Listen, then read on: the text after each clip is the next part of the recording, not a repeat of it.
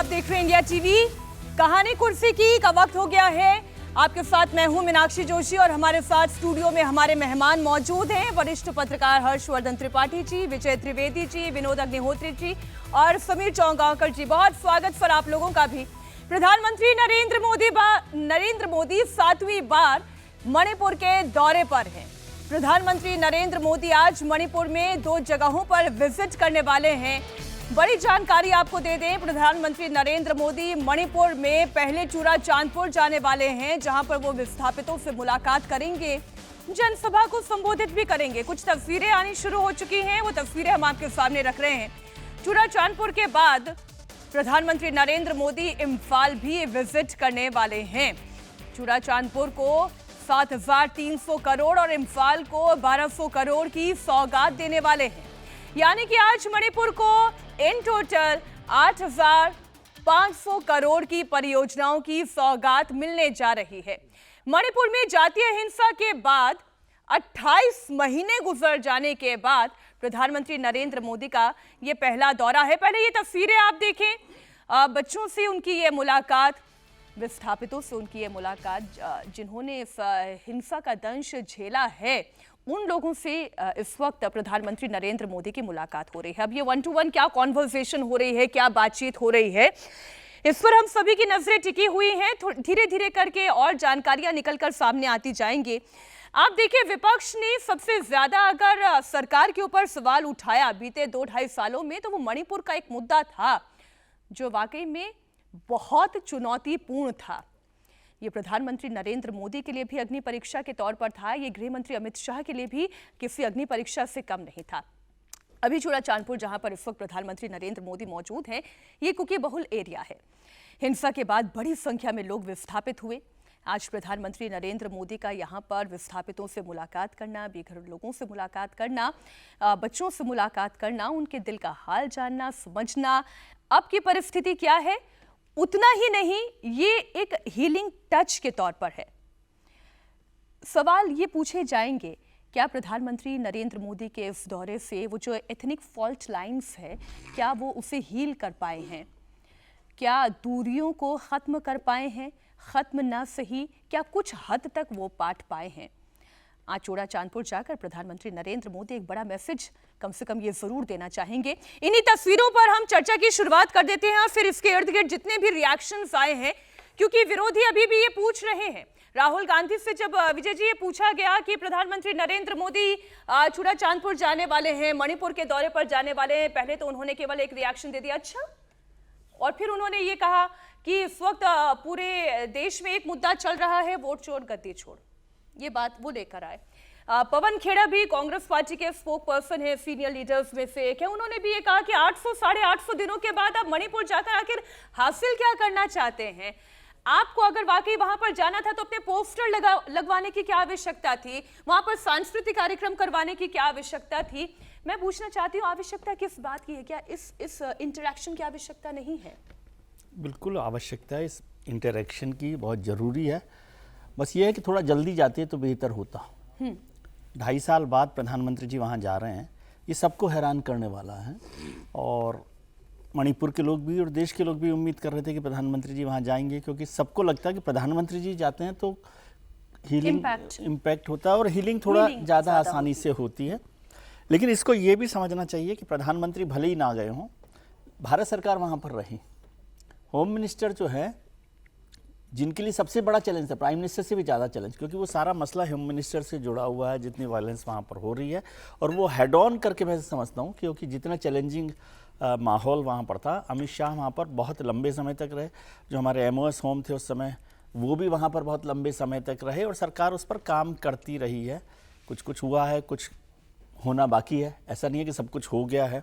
आज ये भी अच्छी बात है कि प्रधानमंत्री दोनों जो समुदाय हैं, जिन दोनों एथनिसिटी को लेकर कॉन्फ्लिक्ट है, कुकी और मैतेई, और उसमें भी बेहतर बात है कि वो कुकीज से पहले मिल रहे हैं। यदि आप ये देखें तो ऐसा माना जाता था कि भाई भारतीय जनता पार्टी मैतेई समुदाय के, हाँ, और इसीलिए जब वो मुख्यमंत्री जी का इस्तीफा नहीं हुआ बहुत लंबे समय तक, होता है, बहुत सारे राजनीतिक कारण होते होंगे, लेकिन सब काम में बीजेपी ने देरी की, इसको कहने में मुझे कोई गुरेज नहीं है।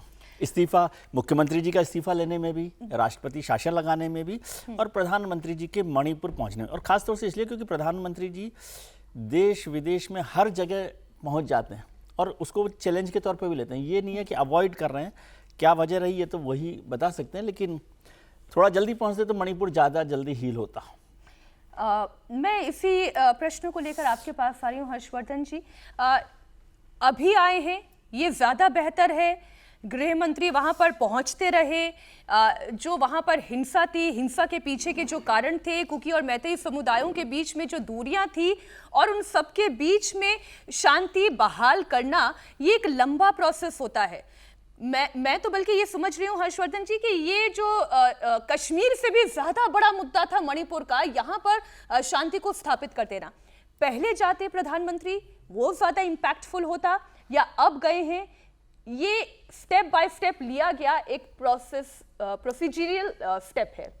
नहीं, देखिए इसमें तो कोई हिब्बत है नहीं। जो विजय जी कह रहे हैं वो तो हर कोई कहेगा कि अगर भारत के प्रधानमंत्री हैं और भारत के किसी हिस्से में कोई गड़बड़ हो तो वहां उन्हें जाना ही चाहिए, जितनी जल्दी जाते उतना बेहतर होता। लेकिन मणिपुर की जो स्थितियां रहीं, और मणिपुर की स्थितियों पर संसद सत्र शुरू होने के पहले जब प्रधानमंत्री नरेंद्र मोदी ने जो अपनी बात कही थी और उन्होंने कहा कि ये पूरे हम सब के लिए, पूरे देश पर हम सब के लिए एक काले धब्बे जैसा है, जिस तरह की तस्वीरें आई, जिस तरह के वीडियो आए, संसद सत्र शुरू होने के ठीक पहले वीडियो आया था। लेकिन मणिपुर की समस्या कोई ऐसी समस्या नहीं है कि जो बहुत आसानी से या कोई पीएम का एक दौरा हो जाए उससे कोई सॉल्व हो जाए, ऐसा होता हुआ दिख नहीं रहा है। आज भी जब प्रधानमंत्री गए हैं तो उसके पहले मतलब क्या क्या किया गया होगा कि सब कुछ शांतिपूर्ण रहे। बीरेन सिंह को जब हटाया जाना था तो उनके समाज के लोग किस तरह से उद्वेलित हो गए थे और बड़ा वर्ग एक जाकर कहने लगा था कि नहीं, फिर ये तो अगर बीरेन सिंह नहीं रहेंगे तो यहां संभव ही नहीं कुछ हो। ये जो कुकी मैतेई का जो झगड़ा है वो कितना खतरनाक हो गया है। एक डिसीजन आता है हाईकोर्ट का और उसके बाद ये सब शुरू हो जाता है। नरेंद्र मोदी की सरकार या भाजपा की सरकार के किसी निर्णय की वजह से ये नहीं हुआ, लेकिन न्यायालय के निर्णय की वजह से भी हुआ। तो भाजपा की दोनों जगह सरकार थी, तो जवाबदेही सीधे सीधे भाजपा के प्रधानमंत्री और मुख्यमंत्री की होगी। अब वहां राष्ट्रपति शासन है। पिछले कुछ समय में कम से कम अगर हम नॉर्मलसी की तरफ कहें तो बहुत हद तक उधर जाते हुए हम दिखे हैं।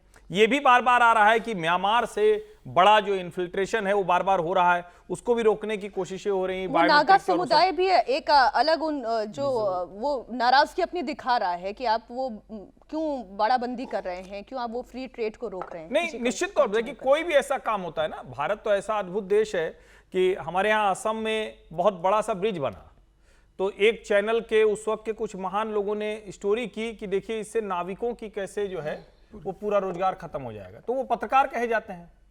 मतलब आप नाव से जाना, किसी नदी को पार करना, क्योंकि हमारे तो गांव के सामने बहुत छोटी सी नदी थी, तो ठीक है लोग पैंट उतार के आधे आधे घुटनों के ऊपर तक में जाते थे, तो हम कहते थे हम पिछड़े हुए हैं। पुल बन गया तो हम लोगों ने अपने से बनवाया। अब अगर सरकार ने वो पुल बनाया तो देश थोड़ा दूसरी तरह से हमारा, और हमारे यहाँ बड़े बेईमान किस्म के पत्रकार और बौद्धिक भी रहे जो लगातार ये कैंपेन चलाते रहे। तो मतलब मणिपुर की समस्या को कैसे कैसे दिखाया जाएगा वो अलग बात है। फिर ऐसे से बहुत से लोगों का धंधा चलता है ना भाई।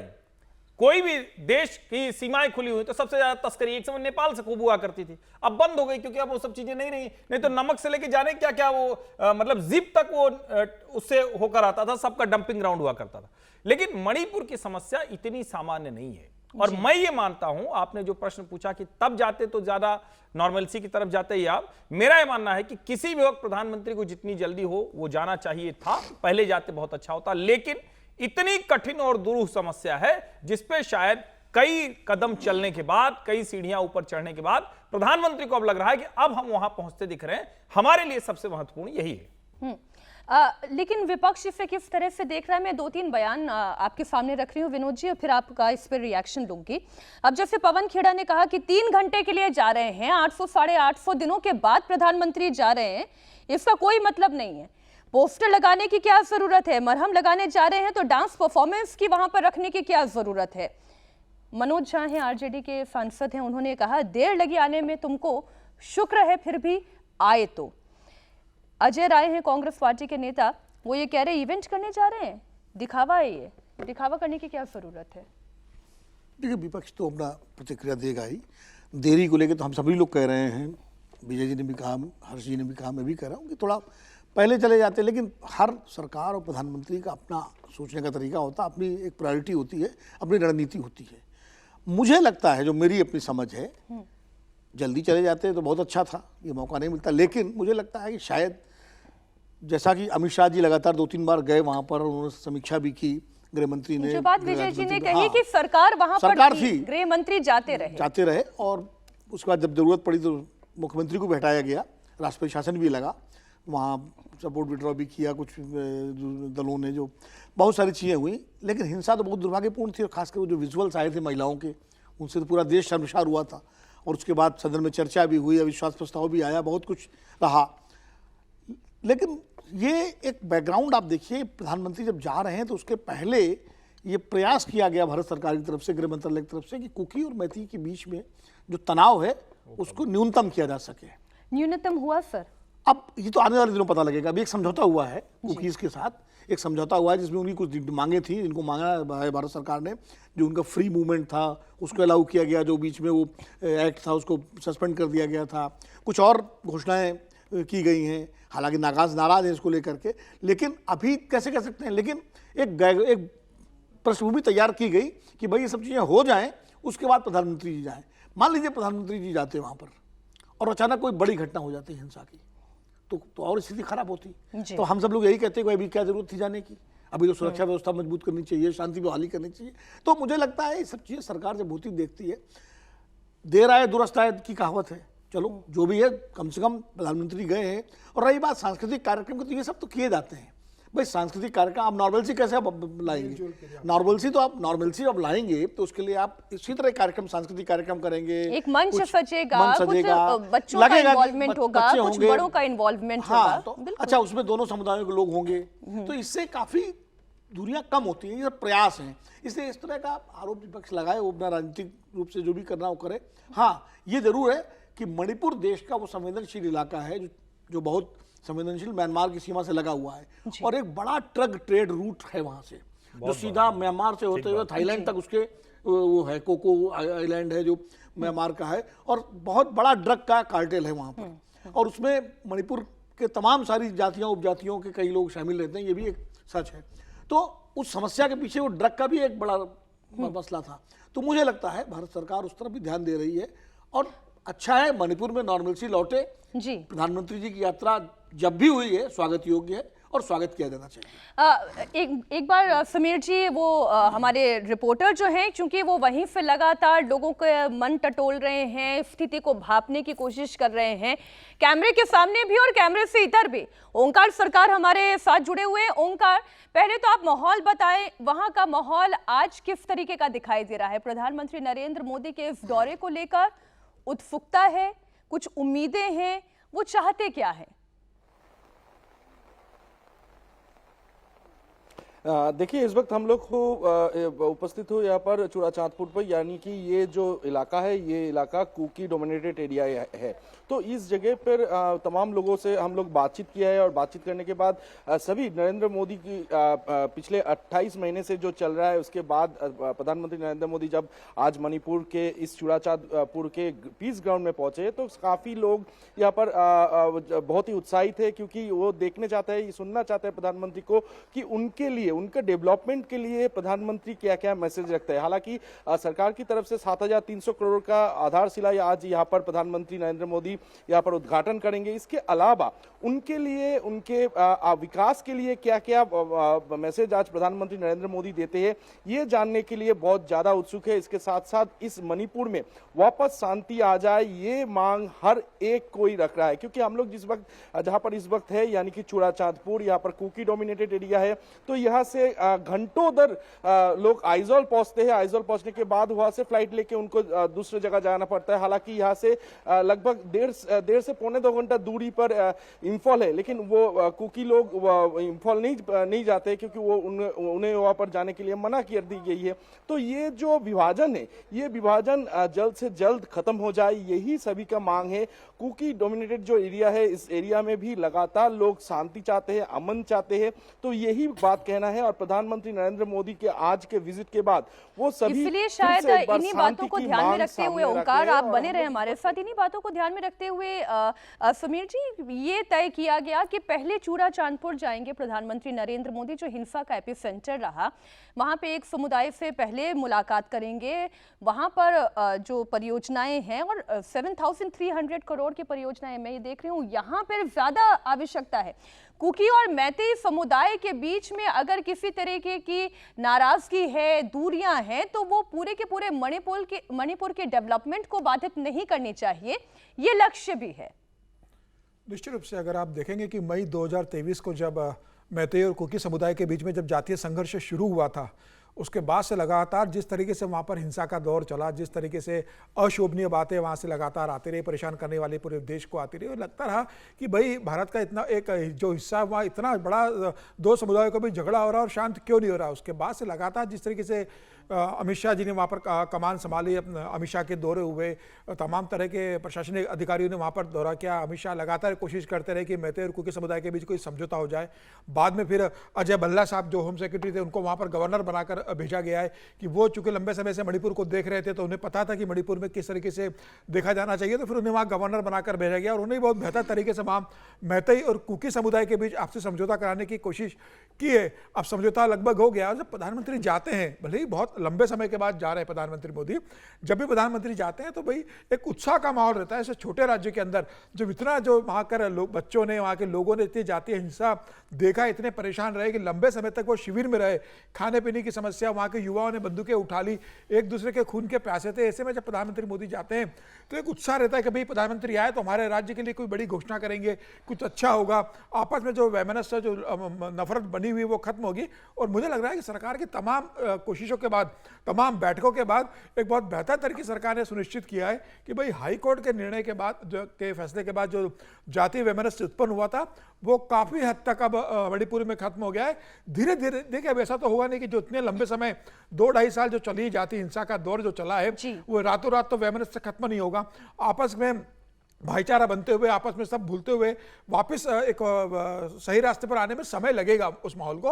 लेकिन मुझे लगता है कि सरकार ने पूरी कोशिश की है, दोनों समुदायों को भरोसा लिया और ये बताया है कि भाई जितने मैतेई हमारे लिए महत्वपूर्ण है उतने ही कुकी है, दोनों इस देश के नागरिक है और आप मिलजुल कर रहना होगा।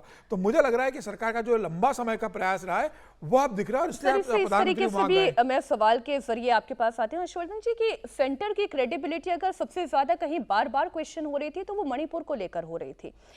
एक छोटी सी गलती सरकार के लिए फिर एक बहुत बड़ी एम्बैरेसमेंट बन सकती थी।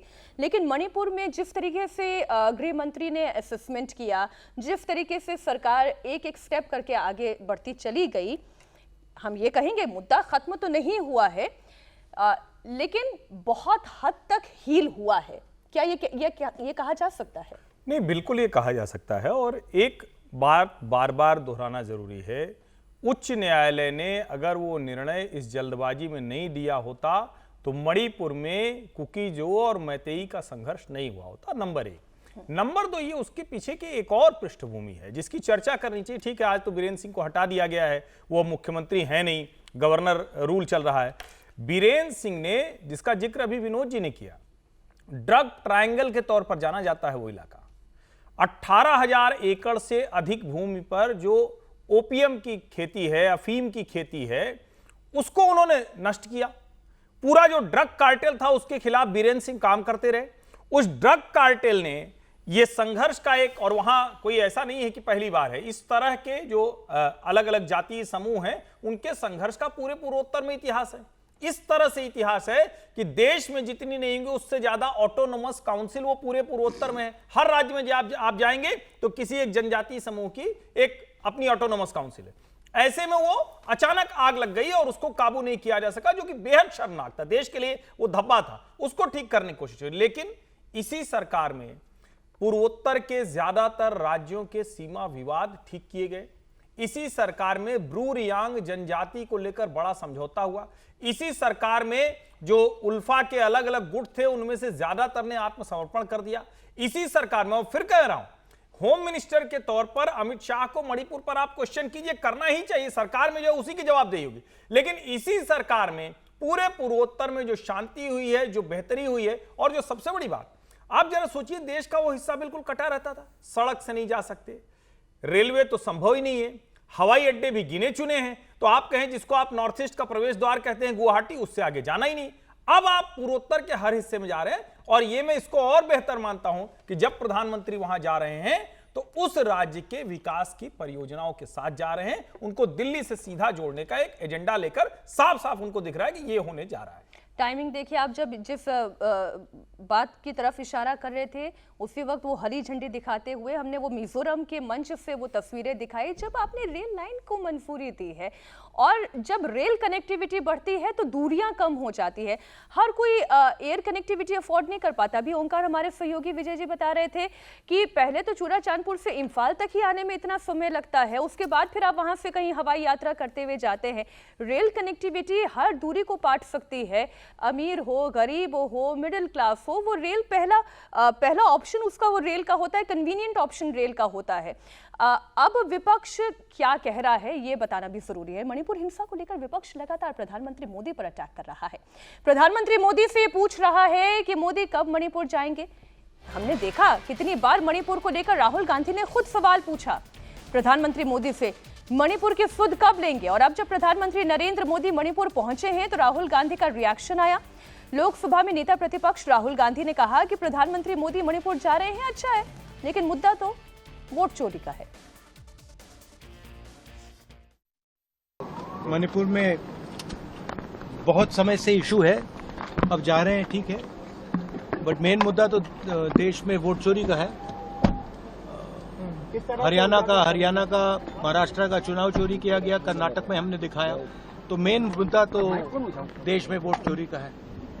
सब जगह लोग यही कह रहे हैं, वोट चोर। अब लीडर ऑफ ऑपोजिशन है राहुल गांधी। विजय जी, हम उनसे ये एक्सपेक्ट तो नहीं करते कि वो अचानक से कहने लगेंगे वाह वाह मोदी जी क्या काम कर दिया आपने कि आप मणिपुर जा रहे हैं। वो तो अपनी लाइन पर ही बोलेंगे, लेकिन मन से तो वो भी ये समझ ही रहे होंगे कि जा रहे हैं, बेहतर कर रहे हैं। नहीं, वो अब उसकी तारीफ नहीं कर सकते। हालांकि वो सवाल खड़े कर सकते थे या उम्मीद कर सकते थे कि प्रधानमंत्री जी को क्या करना चाहिए वहां अगर जा रहे हैं तो, क्योंकि ये सारी बातें उनको खुद ने भी विजिट की थी मणिपुर। हाँ, विजिट उन्होंने भी खुद ने भी की थी, तो वो ये उम्मीद जाहिर करते कि भाई प्रधानमंत्री जी अगर वहां जा रहे हैं तो ये काम उनको करने चाहिए, हम ये उम्मीद करते हैं या देश ये उम्मीद करता है। वोट चोरी तो रोज ही वो मुद्दा बनाते रहते हैं, लेकिन मेरे हिसाब से मणिपुर के आगे वोट चोरी कोई इशू नहीं है। बिल्कुल। और वोट चोरी तो वो हमेशा चर्चा करते रहते हैं जब मणिपुर पे सवाल हो। ऐसे ही उस दिन भी हुआ था, शायद राहुल जी कहीं थे तो वाइस प्रेसिडेंशियल इलेक्शन में भी, तब भी उन्होंने कहा। तो ये एक नॉन सीरियसनेस की तरह से मैं देखता हूँ। मणिपुर पर थोड़ी और चर्चा करनी चाहिए। मैं ये कह रहा हूँ कि मणिपुर जा रहे हैं, यहाँ पर बात खत्म नहीं होती ना, इस तरह से आप माफी नहीं कर सकते, समझे। मैं इस पर बहुत थोड़ा सा तल्ख हूँ कि मणिपुर में 1 साल तक तो कम से कम कोई सरकार थी ही नहीं, प्रशासन था ही नहीं। कहीं हुआ है देश के किसी हिस्से में कि थानों से लोग लूट कर ले जाए हथियारों को? हजारों हजार हथियार लूट कर ले गए, और वो नंगा नाच हिंसा का हो रहा है, और वो हिंसा सरकार के उससे हो रही है, शय से हो रही है। जो सवाल आप जितने उठा रहे हैं आज उसका जवाब मंच से क्या आता है वो सुन लेते हैं। और साथ ही ये हिल्स आप सभी लोगों की निरंतर मेहनत का भी प्रतीक है। मैं मणिपुर के लोगों के जज्बे को सैल्यूट करता हूं। इतनी भारी बारिश में भी आप इतनी बड़ी संख्या में यहां आए, मैं आपके इस प्यार के लिए आपका आभार व्यक्त करता हूं। भारी बारिश के कारण मेरा हेलीकॉप्टर नहीं आ पाया, तो मैंने सड़क मार्ग से आना तय किया, और आज मैं सड़क पर जो दृश्य देखे तो मेरा मन कहता है कि परमात्मा ने अच्छा किया कि मेरा हेलीकॉप्टर आज नहीं चला और मैं रोड से आया, और जो रास्ते भर तिरंगा हाथ में लेकर के अबाल वृद्ध सबने जो प्यार दिया, जो अपनापन दिया, मेरे जीवन में मैं इस पल को कभी नहीं भूल सकता। मैं मणिपुर वासियों का सर झुका करके नमन करता हूं। साथियों, इस क्षेत्र की संस्कृति और परंपराएं, यहां की विविधता और वाइब्रेंसी भारत का बहुत बड़ा सामर्थ्य है। और मणिपुर के तो नाम में ही मणि है।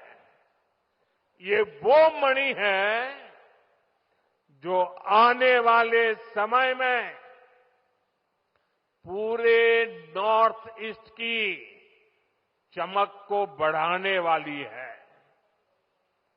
भारत सरकार का निरंतर प्रयास रहा है कि मणिपुर को विकास के रास्ते पर तेजी से आगे ले जाएं। इसी कड़ी में मैं आज यहां आप सभी के बीच आया हूं। थोड़ी देर पहले इसी मंच से करीब 7,000 करोड़ रुपए के प्रोजेक्ट का शिलान्यास हुआ है। ये प्रोजेक्ट मणिपुर के लोगों की, यहां हिल्स पर रहने वाले ट्राइबल समाज की जिंदगी को और बेहतर बनाएंगे। ये आपके लिए हेल्थ और एजुकेशन की नई सुविधाओं का निर्माण करेंगे।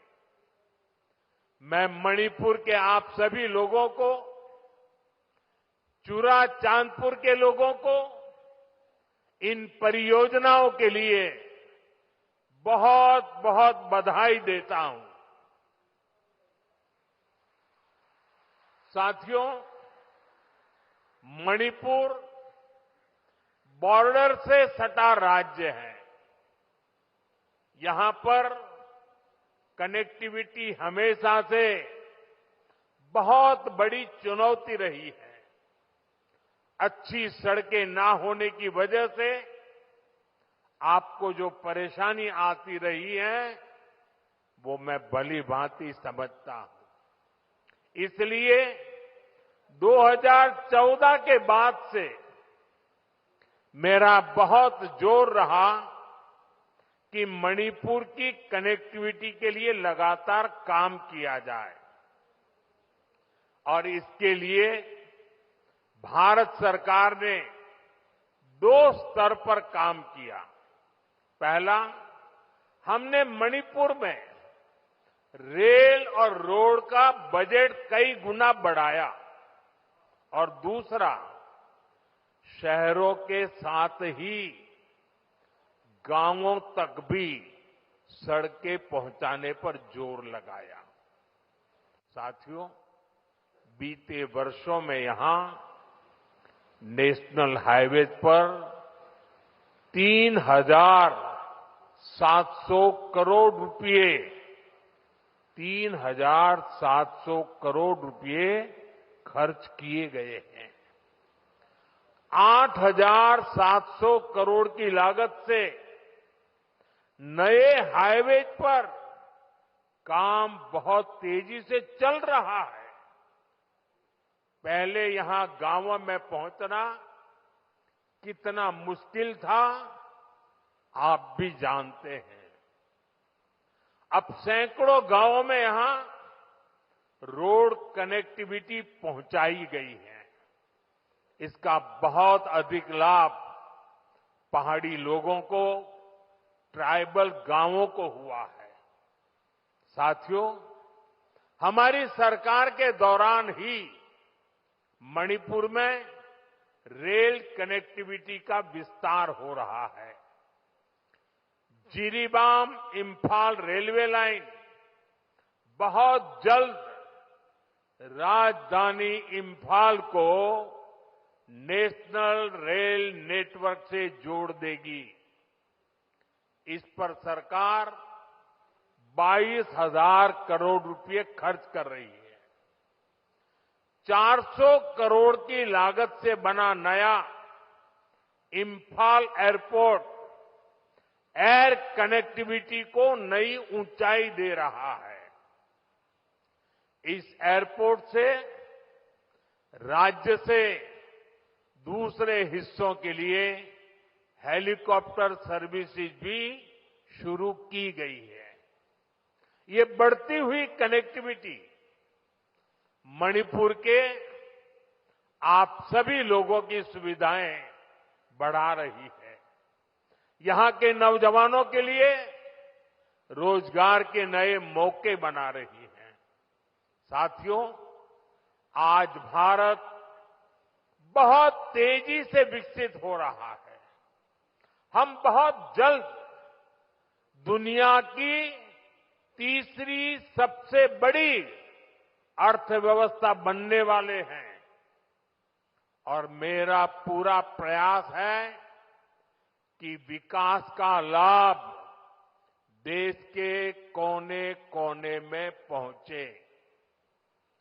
एक समय था जब दिल्ली से घोषणाएं होती थी और उनको यहां पहुंचते पहुंचते दशकों लग जाते थे। आज हमारा चूरा चांदपुर, हमारा मणिपुर भी बाकी देश के साथ विकास कर रहा है। अब जैसे देश भर में गरीबों के लिए हमने पक्के घर बनाने की योजना शुरू की, इसका फायदा हजारों परिवारों को मिला। यहां करीब 60,000 घर बन चुके हैं। इसी तरह इस क्षेत्र में पहले बिजली की कितनी समस्या होती थी, हमारी सरकार ने आपको इस परेशानी से मुक्ति दिलाने का प्रण लिया है। इसी का नतीजा है कि यहां मणिपुर में भी 1 लाख से अधिक परिवारों को मुफ्त बिजली कनेक्शन दिया गया है। साथियों, हमारी माताओं बहनों को पानी के लिए भी बहुत सारी मुश्किलें होती थी।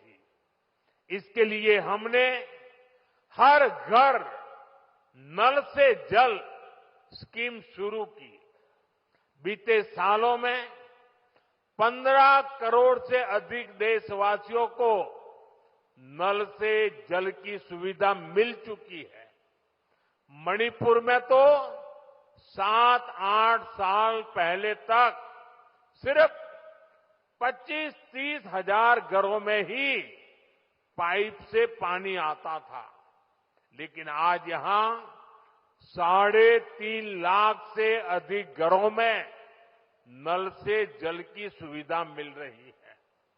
मुझे विश्वास है कि बहुत जल्द मणिपुर के हर परिवार के घर में पाइप से पानी आने लगेगा। साथियों, पहले के समय में पहाड़ों में, ट्राइबल एरियाज में अच्छे स्कूल कॉलेज, अच्छे अस्पताल, ये भी सपना होते थे। कोई बीमार हो जाए तो मरीज को अस्पताल पहुंचाते ही बहुत देर हो जाती थी। आज भारत सरकार के प्रयासों से स्थिति बदल रही है। अब चूरा चांदपुरा में ही मेडिकल कॉलेज तैयार हो गया है।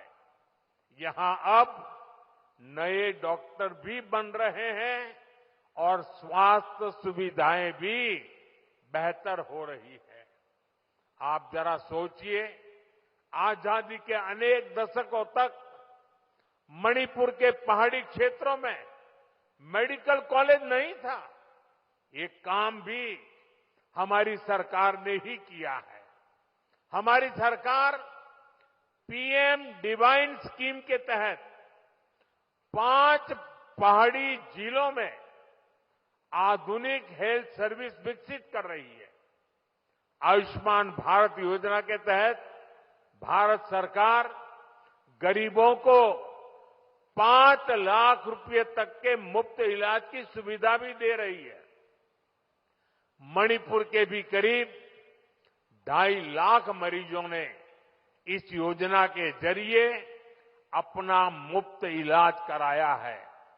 अगर ये मुफ्त इलाज की सुविधा ना होती तो यहां मेरे गरीब भाई बहनों को अपने इलाज पर 350 करोड़ रुपए खुद के जेब से खर्च करने पड़ते।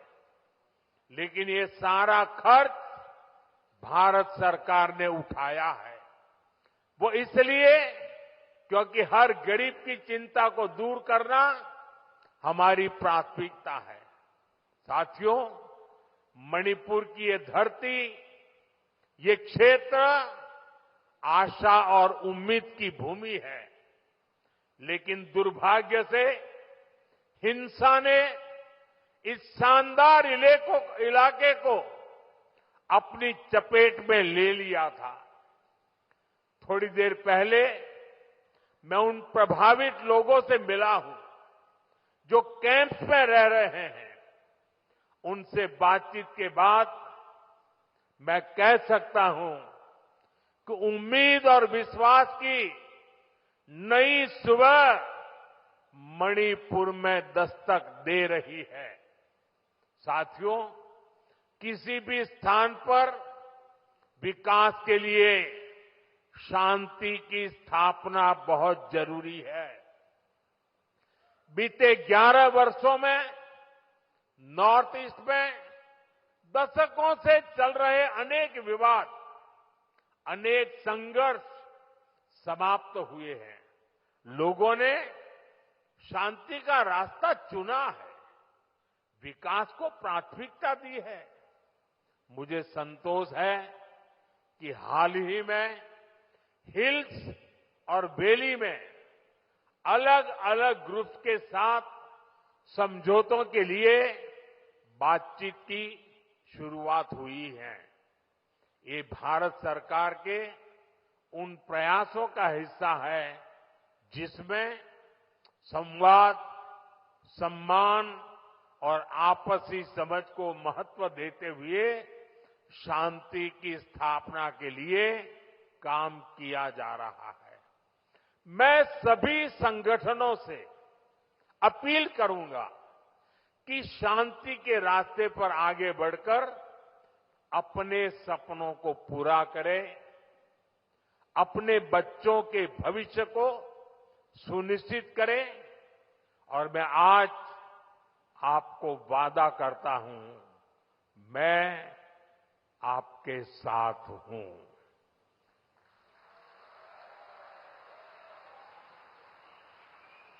भारत सरकार आपके साथ है, मणिपुर के लोगों के साथ है। साथियों, मणिपुर में जिंदगी को फिर से पटरी पर लाने के लिए भारत सरकार हर संभव प्रयास कर रही है। जो बेघर हो गए ऐसे परिवारों के लिए 7,000 नए घर बनाने के लिए हमारी सरकार मदद दे रही है।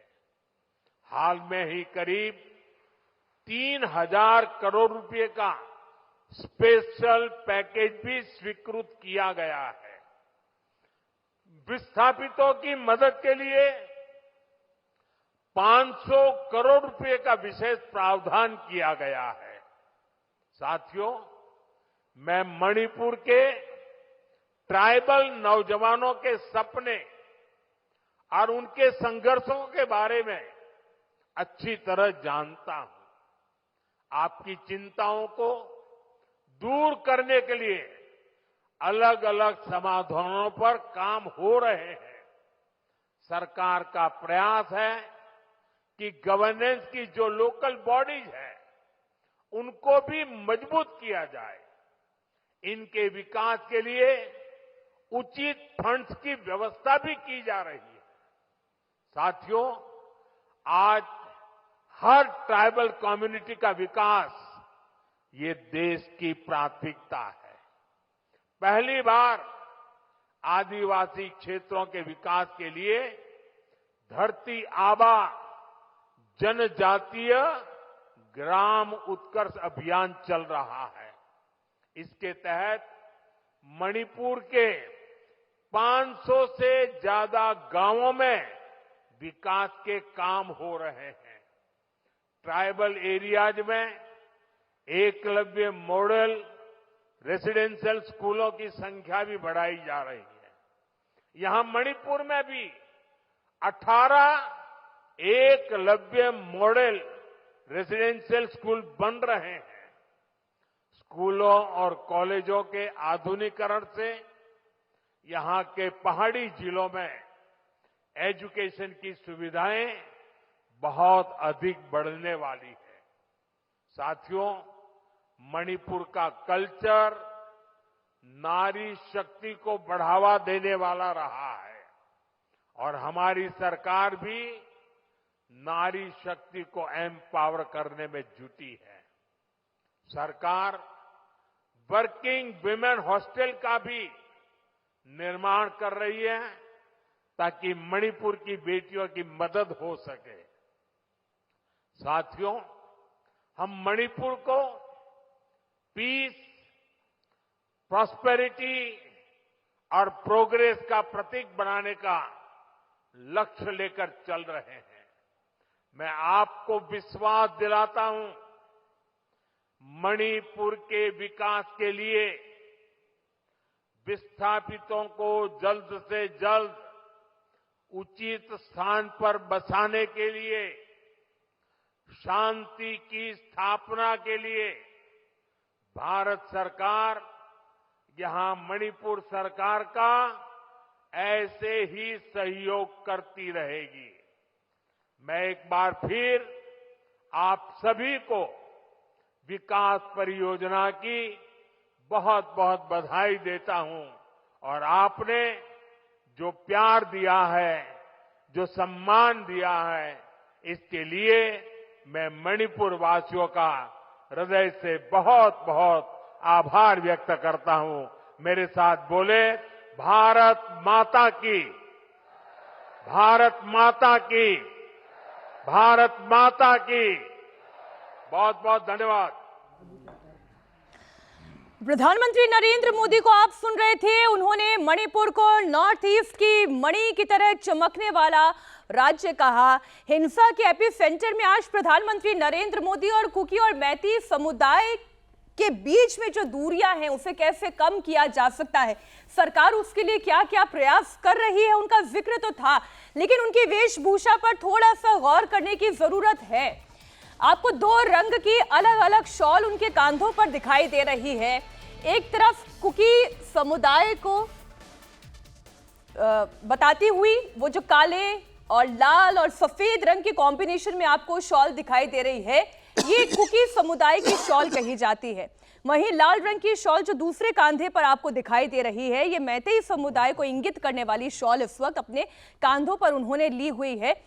इसका मतलब एक मैसेज अपने परिधान में भी, अपने संवाद में भी शांति की तरफ, एकता की तरफ, हिंसा को खत्म करने के लिए, लोगों के विकास के लिए कैसे विश्वास की नई सुबह लाई जा सकती है, ये इशारा प्रधानमंत्री नरेंद्र मोदी ने अपने संवाद के दौरान भी किया, संबोधन के दौरान भी, और जो शॉल उन्होंने दोनों ओढ़ रखी है उसमें भी। इस पर आप कोई विशेष टिप्पणी करेंगे विजय जी, जो उन्होंने दोनों शॉल ले रखी है? हमेशा एक मैसेज अलग तरीके से देने की कोशिश, ये बेहतर मैसेज है, क्योंकि सारा झगड़ा ही तो ये है कि जब दोनों एक के कंधे पर आ जाएं तो झगड़ा खत्म हो जाएगा ना।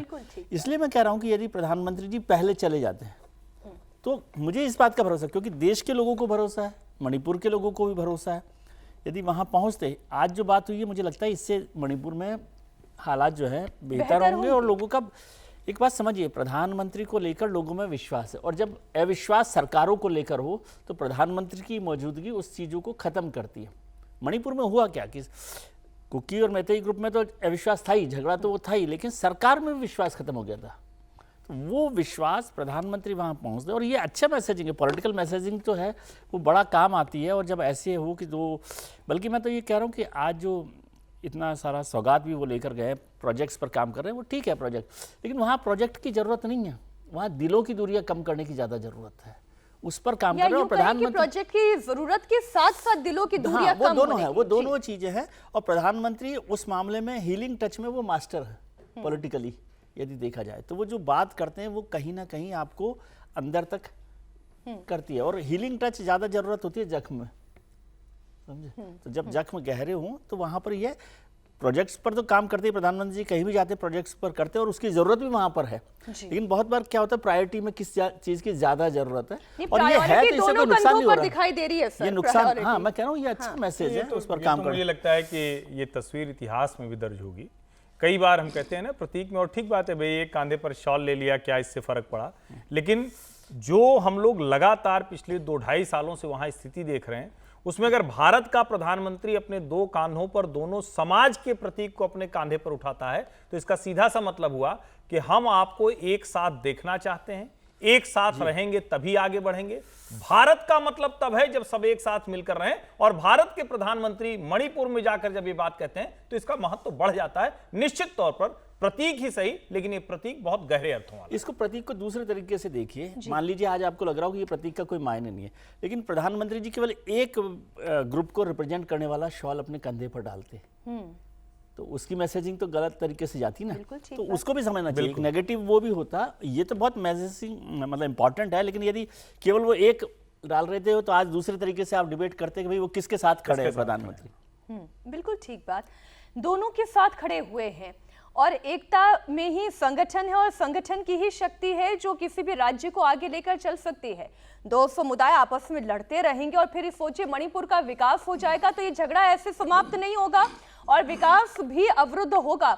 आज यही बात विनोद जी प्रधानमंत्री ने अपने इस संबोधन के दौरान भी समझाने की कोशिश की।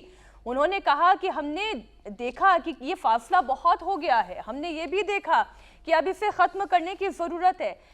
संवाद, सम्मान और आपसी समझ को महत्व देना पड़ेगा।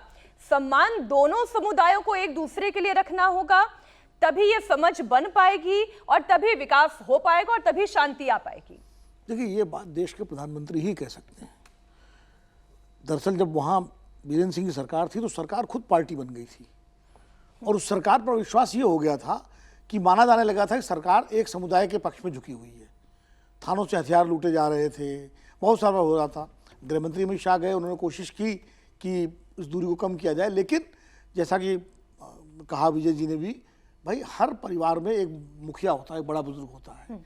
हर गांव में एक ऐसा व्यक्तित्व तो हमारे देश में होता है, गांव में, पंचायत में, जिसकी बात सब मानते हैं और अगर वो बोल दे तो लोग कहते हैं भाई इनकी बात इन्होंने कह दिया है तो हमें भरोसा है। तो भारत के प्रधानमंत्री नरेंद्र मोदी जी की स्थिति देश में वही है और इसीलिए बार बार ये कहना कि प्रधानमंत्री जी अगर 1 साल पहले चले गए होते तो और बेहतर स्थिति होती, शायद ठीक लगता है। लेकिन मुझे लगता है शायद सरकार ने वो समय चुना प्रधानमंत्री जी के जाने का जब लगता है कि चीजें नीचे धरातल पर काफी हद तक ठीक हो गई हैं, नॉर्मलसी की तरफ काफी हद तक, पूरी तरह नहीं, काफी हद तक ठीक हो गई और जो काम किए जाने चाहिए थे नॉर्मलसी के लिए वो किए जा चुके हैं।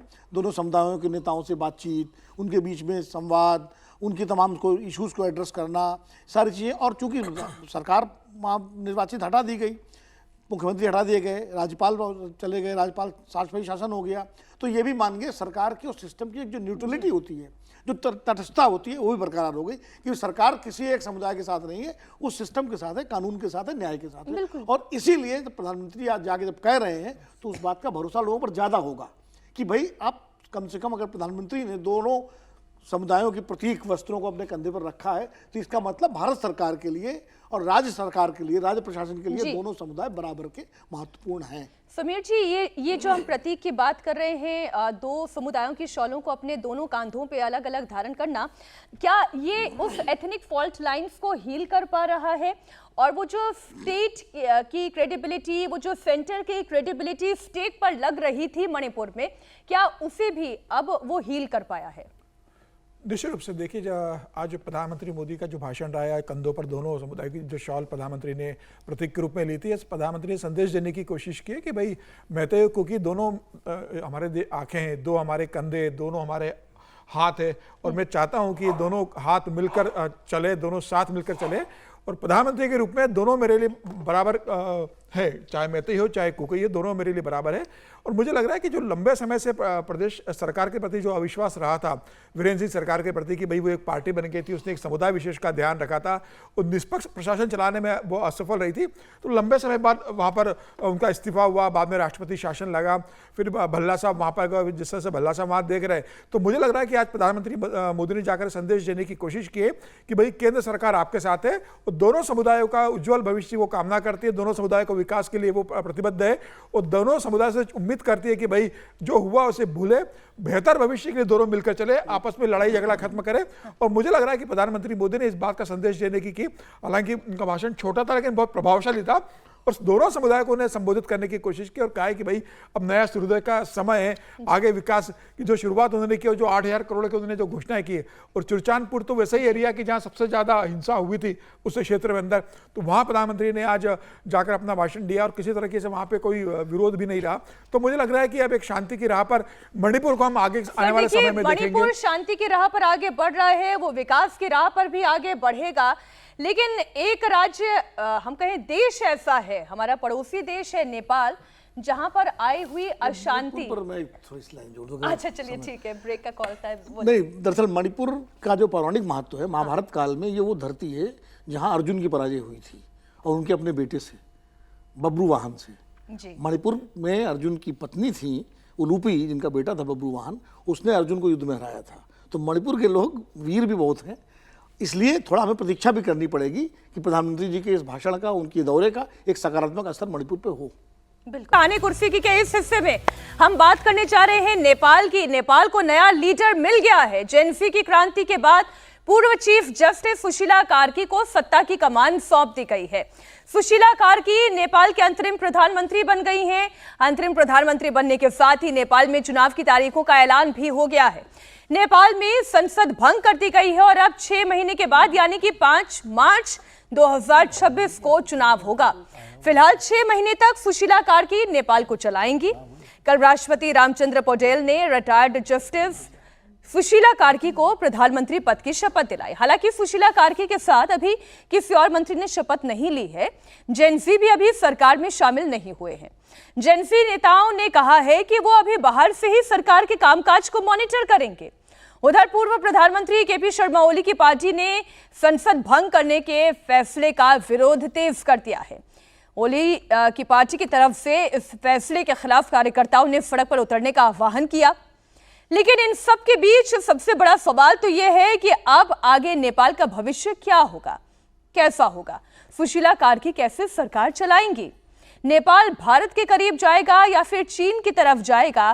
क्योंकि अभी तक जो केपी शर्मा ओली का कामकाज का तरीका था, उनके जो बयानात थे वो प्रो चीन दिखाई दे रहे थे, वो एंटी इंडिया दिखाई दे रहे थे।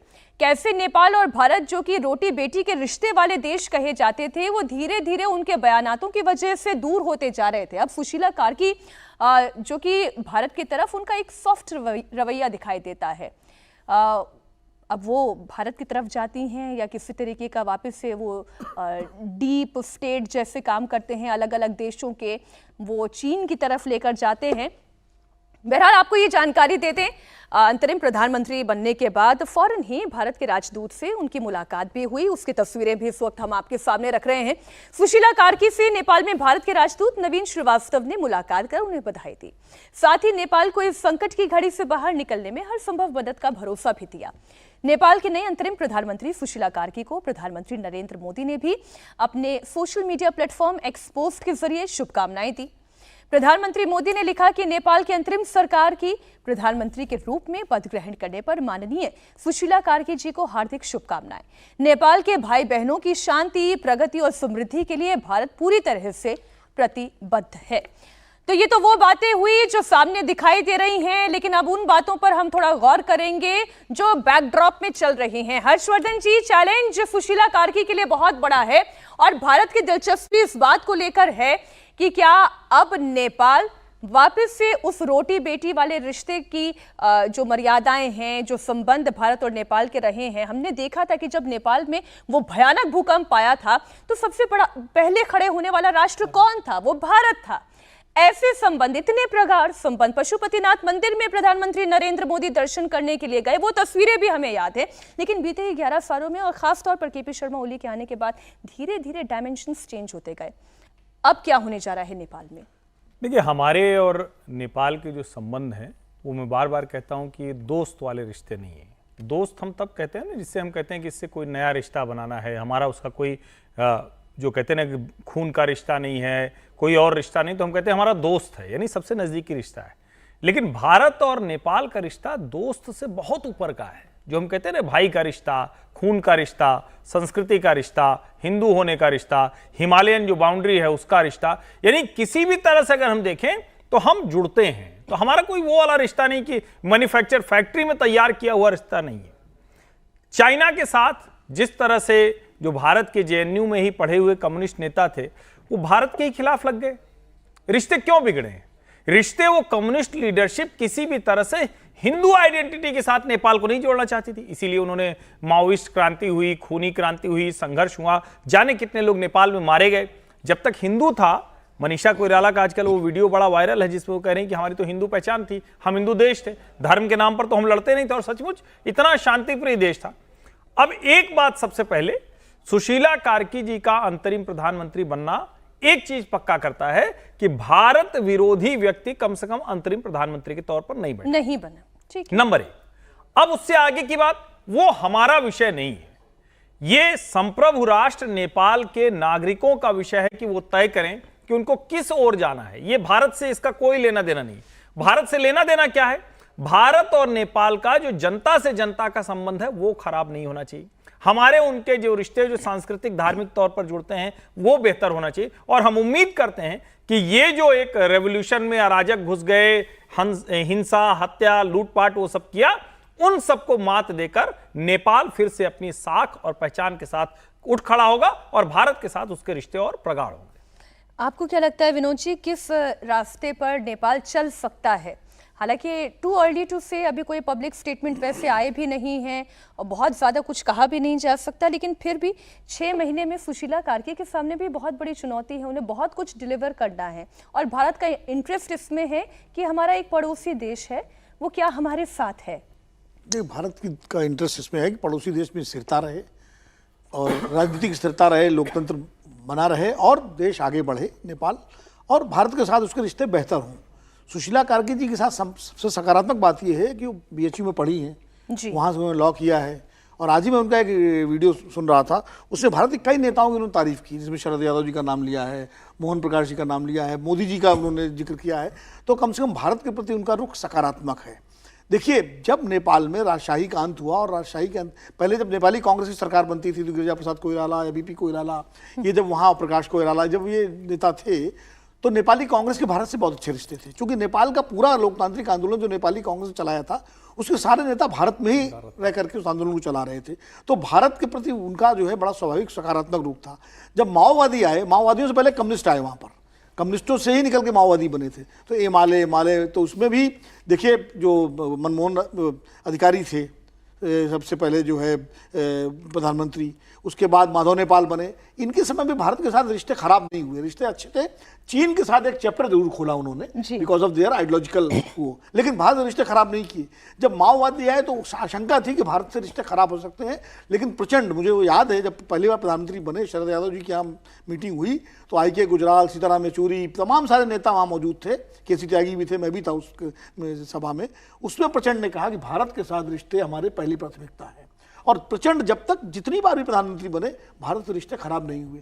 लेकिन केपी शर्मा ओली जो है, उन्होंने आकर के भारत की बजाय चीन को प्राथमिकता देना शुरू कर दिया। और उन्होंने लिपुलेख का मुद्दा और ये काला पानी का मुद्दा, ये मुद्दे उठाए जो भारत को परेशान करने वाले, असहज करने वाले मुद्दे थे। उनका चीन के प्रति झुकाव बहुत ज़्यादा था। और ये संयोग देखिए कि वो चीन की यात्रा पर ही गए थे और लौटे और उनका तख्ता पलट हो गया। सुशीला कार्की जी के आने से कम 2 बातें बहुत स्पष्ट हैं। एक तो भारत विरोधी नहीं है वो, दूसरा वो एक बैलेंस संतुलित महिला है। किसी तरह से किसी पार्टी से उनका लेना देना नहीं है, उन पर एक भरोसा है, ईमानदार छवि है उनकी। जब वो कॉन्स्टिट्यूशन की समझ एक्सपर्ट है और expert एक है सुप्रीम उसकी। कोर्ट जस्टिस के रूप में उन्होंने चीफ जस्टिस के रूप में बहुत अच्छा काम किया वहां पर, इसलिए सब पर उनको भरोसा, सबको उन पर भरोसा है। लेकिन चुनौती उनके सामने ये है, अभी केपी शर्मा ओली की पार्टी का आपने पढ़ाई बताया ही कि वो लोग कह रहे हैं, अभी जो प्रचंड की पार्टी है माओवादी वो क्या करेंगे, नेपाली कांग्रेस क्या करेगी, जो राजनीतिक दल भी नेपाल में हैं और उनकी जेनजी क्या होगी? करेंगे? सुदन गुरुंग ऐसा तो नहीं है कि कोई जेनजी अपने आप में एक वहां पर मंत्री जो तो है वो force बन नहीं गए हैं। सकते। अच्छा, अब ये जेनजी बाहर में से मॉनिटर करने वाला सिस्टम मुझे आज तक समझ में, जेनजी में भी सिस्टम में रहकर आप जेनजी में मॉनिटर भी कर एक सकते हैं। कोई समरूपता नहीं है, अलग अलग ग्रुप है उसमें। अब कौन सा ग्रुप किसके साथ जाएगा, तो ये चुनौतियां हैं उनके सामने। जी। लेकिन आते ही उन्होंने एक बहुत अच्छा काम किया, तारीख घोषित की 6 महीने बाद मार्च में लोकतंत्र, इससे लोकतंत्र के प्रति उनकी प्रतिबद्धता स्पष्ट रूप से झलकती है। और बेहतर यह है कि नेपाल और भारत मिल करके वहां के उस देश की तरक्की के लिए भारत और को प्राथमिकता कॉन्स्टिट्यूशनल सिस्टम पर भी आवाम का भरोसा आता है अगर इस तरीके से तुरंत शपथ लेने के साथ साथ तारीखों का ऐलान कर देना, उनकी तत्परता भी दिखाई देती है और लोगों को भी विश्वास होता है। लेकिन नेपाल के बिगड़े हुए हालातों की तस्वीरों के बाद नेपाल पर जब सबकी निगाहें टिकी हुई हैं, इन सबके बीच भारत के अंदर नेपाल वाले हालात को विपक्ष हथियार बनाने की कोशिश कर रहा है। बार बार भारत में नेपाल जैसे हालात पैदा हो जाने की चेतावनी दी जा रही है। इस पर हम जानते हैं एक लंबी चर्चा हुई है, लेकिन अब देखिए संजय राउत से लेकर तेजस्वी यादव तक ने एक ऐसी बात कही। अब इस फहरिस्त में अखिलेश यादव का नाम भी जुड़ गया है। अखिलेश यादव ने नेपाल में हिंसक प्रदर्शन का जिक्र करते हुए एक बयान दिया। उन्होंने कहा कि वोट की डकैती होगी तो पड़ोसी देश की तरह जनता यहां भी सड़क पर दिखाई दे सकती है। अखिलेश यादव ने कहा कि सरकार और चुनाव आयोग को यह सुनिश्चित करना चाहिए कि वोट चोरी कहीं ना हो, नहीं तो जो पड़ोस में जनता करती दिख रही है, हो सकता है वो यहां की सड़कों पर भी दिखाई दे। और भी कई सवाल थे, गरीबी के, बेरोजगारी के, महंगाई के, और जो जिस जनरेशन के बारे में बात हो रही है, वो लोग भी कुछ सोशल मीडिया में चीजों को प्रोपोगेट कर रहे थे। तो बहुत सारी चीजें हैं जिनको किया जा सकता है एक साथ जोड़ करके। इसी तरह की वोट की डकैती होगी तो हो सकता है जो आसपास के देशों में जनता सड़कों पे दिखाई दी, हो सकता है जनता भी सड़क पर दिखाई दे। ये जो हो सकता है वाली बात है, ये आप संभावना के तौर पर भी बोल सकते हो, आप चुनौती के तौर पर भी इसे समझ सकते हो, या फिर आप चेतावनी भी बता सकते हो। विजय जी, इन तीनों में से क्या थी? संभावना थी, चेतावनी थी, चुनौती थी? मैं इन तीनों से अलग शब्द की चर्चा करूंगा। करिए। वो है कि चिंता की। हमें नेपाल को लेकर चिंता करनी चाहिए और उस चिंता का कोई असर हम पे ना पड़े, इसको ध्यान रखना चाहिए। ये विपक्ष के नेताओं के लिए भी चेतावनी भी तब जब चिंता पहले हम करें कि भाई ये जो अखिलेश जी के भाषा में चिंता थी, उनके भाषा में चिंता थी या चेतावनी थी? नहीं, वो तो आपकी राजनीति तो चिंता है, वो अलग बात है। राजनीति थी। हाँ, मैं ये कह वो रहा हूँ कि राजनीति अखिलेश जी थी, को, विपक्ष के नेताओं को ये चिंता जाहिर करनी चाहिए। नेपाल में जो कुछ हुआ वो चिंताजनक है और हमें इस पर ध्यान रखना चाहिए। ये एक ठीक बात हो सकती है, लेकिन इसके दो एस्पेक्ट है। एक तो ये कि क्या नेपाल जैसा यहाँ होने वाला है, एक तो इसकी आप चिंता मत करिए, नहीं यहाँ नहीं होने वाला। हिंदुस्तान एक मजबूत लोकतंत्र है और यहाँ जब भी लोगों को किसी सरकार पर, ये नहीं कह रहा कि ये सरकार मजबूत है, मतलब रहेगी हमेशा, लेकिन किसी सरकार पर यदि अविश्वास होता है तो वो लोकतांत्रिक तरीके से उस सरकार को हटा देती है। जी। मोटे तौर पर कभी कोई हिंसा नहीं होती। अब ये अंगूर पता नहीं कहाँ लटके हैं, कहाँ खट्टे हैं, ये मुझे नहीं पता, लेकिन मुद्दा वो नहीं है। चिंता हमारी ये होनी चाहिए। और नेपाल के इस सिलसिले में मैं एक बात कहना चाहता हूँ कि सुशीला जी ने बहुत अच्छा किया कि तारीख भी दे दी और उस पर अड़े रहे कि वो उस पर हो जाए, कि बाद में ये ना हो कि फिर 6 महीने बाद कोई कारण दिखाई दे, बांग्लादेश की जैसा ना हो, वो अच्छी बात है। और तमाम बातों में सबसे महत्वपूर्ण बात जो है कि चीन कैसे बिहेव करेगा। अब ये ऐसा नहीं है ना कि वो चीन ने छोड़ दिया कि चलो अब ये चैप्टर खत्म हो गया, सुशीला जी आ गई तो हम छोड़ देंगे, ऐसा तो नहीं होगा ना। तो चीन कैसे रेस्पॉन्ड कर रहा है उसकी तैयारी भी नेपाल को करनी चाहिए और भारत को उसकी चिंता करनी चाहिए या जागरूक रहना चाहिए कि वो कैसे कर रहा है। नेपाल अपनी लड़ाई खुद लड़ेगा, लेकिन हम, ये रिश्ता हमारा दोस्ती वाला भी नहीं है। दोस्ती वाला रिश्ते में भी कुछ ना कुछ होता है जी, कारण होता है जी। एक भाई में, एक परिवार में कोई कारण नहीं होता ना। हम उस तरह से नेपाल को देखते हैं। दोस्ती में भी कोई ना कोई कारण होता है जिससे हम उसके साथ होते हैं। भाई में, परिवार में, अच्छा हो बुरा हो, हम उसके साथ खड़े होते हैं। वैसा रिश्ता भारत का नेपाल के साथ है, वो उसके साथ खड़ा रहे। लेकिन वो खड़े रहना भी ऐसा है कि दो भाई जैसे दो घर में अलग अलग रहते हैं ना, लेकिन जब भी संकट होता है तो साथ खड़े होते हैं, लेकिन जब संकट हो तब तक खड़े रहते हैं।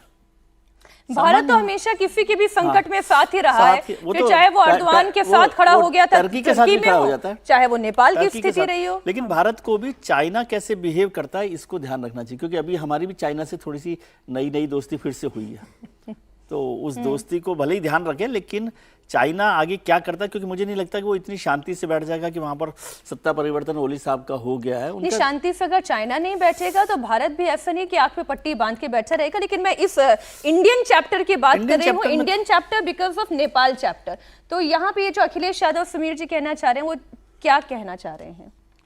देखिए, मुझे लग रहा है अखिलेश यादव चिंता नहीं कर रहे हैं, वो चेतावनी दे रहे हैं। अच्छा। और वो आपदा में अवसर देख रहे हैं अपने लिए। जिस तरीके से नेपाल में जो आपदा आई थी, वो सोचे कि इसमें मैं अपना कैसा अवसर हम दिख सके और हिंदुस्तान में इस तरीके से कोई घटना घटे और फिर हम कह सके कि देखिए जो नेपाल में हुआ, जो बांग्लादेश में हुआ, वो श्रीलंका हुआ, वो भारत में हो रहा है। तो वो उनकी इच्छा है, जैसे संजय राउत की इच्छा है, जैसे समाजवादी पार्टी की इच्छा है, या दूसरे दलों की इच्छा है, वो चाहते हैं कि ऐसी क्रांति आ जाए, बिल्कुल जब तख्ता पलट हो जाए। बिल्कुल लोकतंत्र के माध्यम से जब आप चुनाव में आप जीत नहीं पा रहे हो, लगातार 3 चुनाव आप हार रहे हो, 2014, 2019, 2024 का, तो अब उन्हें लग रहा है कि भाई कोई ऐसा माहौल बने कि जिस तरीके से कोई माहौल हो, जनता सड़कों पर आए, उस जनता के साथ हम आ जाए, कोई ऐसा माहौल क्रिएट कर दिया है कि देश के अंदर एक अराजक स्थिति उत्पन्न हुई है। उनकी मंशा नजर आ रही है इसके अंदर।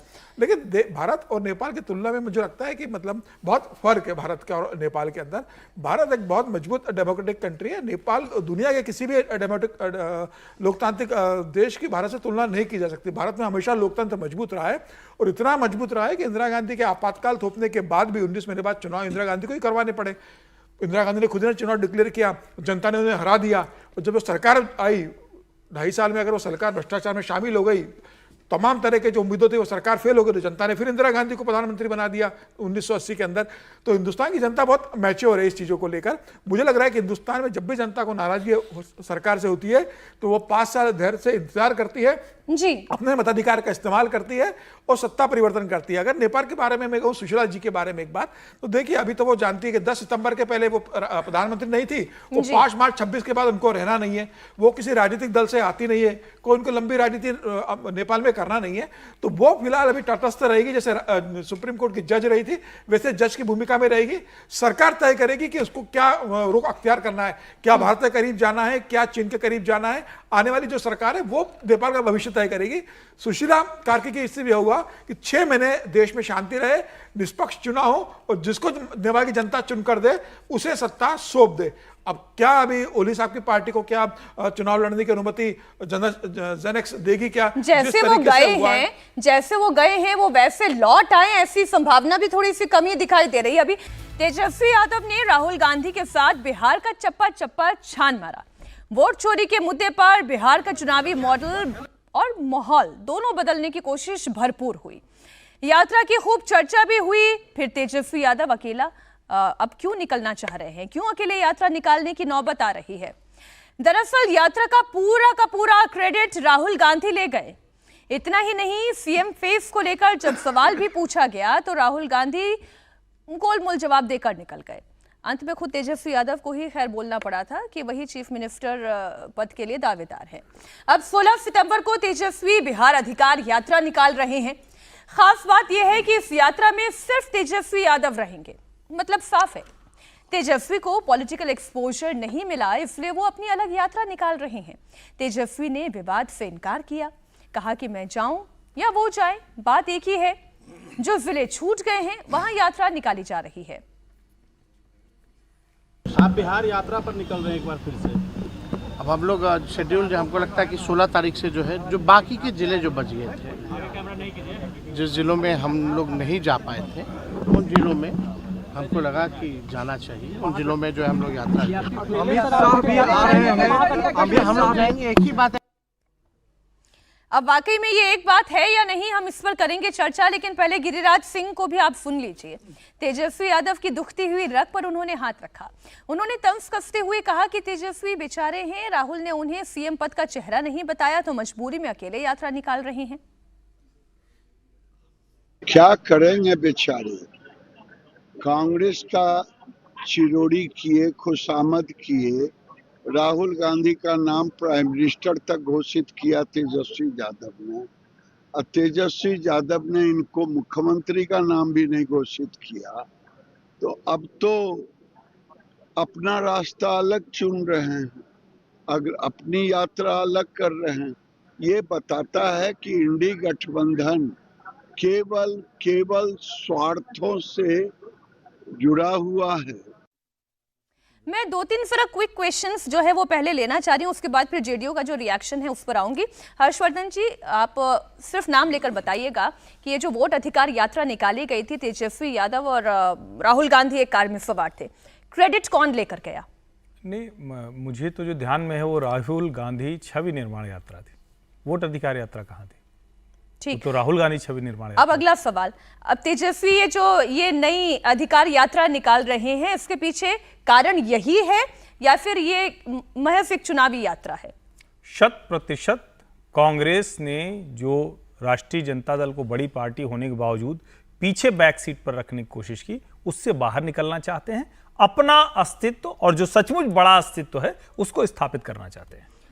तो अब कांग्रेस उनके साथ है या नहीं, अब इसको अब आप इलैबोरेट करके रख दीजिएगा सामने। नहीं, देखिए, मुझे लगता है कांग्रेस साथ में है, इसमें कोई भ्रम नहीं होना चाहिए, लेकिन ये थोड़ा सा वाइज तरीका होता, बुद्धिमत्तापूर्ण तरीका होता कि अगर वो कहते कि हाँ हमारे नेता तेजस्वी यादव हैं, न कहते मुख्यमंत्री, इतना तो कह सकते थे ना कि बिहार में हमारे सबसे बड़े नेता तेजस्वी यादव हैं, और ये पर्याप्त होता। लेकिन राहुल गांधी ने ये क्यों नहीं किया? क्या उनके मन में कुछ और चल रहा है? क्या उनके मन में कुछ ऐसा चल रहा है कि कांग्रेस पार्टी इतनी बड़ी हो जाएगी कि आगे वो किसी और भूमिका में होगी? मुझे लगता है कि ये कांग्रेस के भीतर का द्वंद्व है जो 2025 के बिहार के विधानसभा चुनाव के लिए जो महागठबंधन है उसको नुकसान करने वाला है। विजय जी, ये द्वंद्व भारी पड़ेगा अगर यही कारण है तो? नुकसान हो सकता है, मतलब कोई भारी पड़ेगा कि नहीं पड़ेगा, लेकिन जो फायदा हो सकता था शायद वो ना हो यदि राहुल जी करते। लेकिन इसको दूसरा पक्ष भी देखना चाहिए कि राहुल जी अगर तेजस्वी जी को कैंडिडेट बना देते सीएम का, तो फिर वो पिछलग्गू पार्टी हो जाती ना, फिर वो जो भी तय करते हैं तेजस्वी जी करते हैं।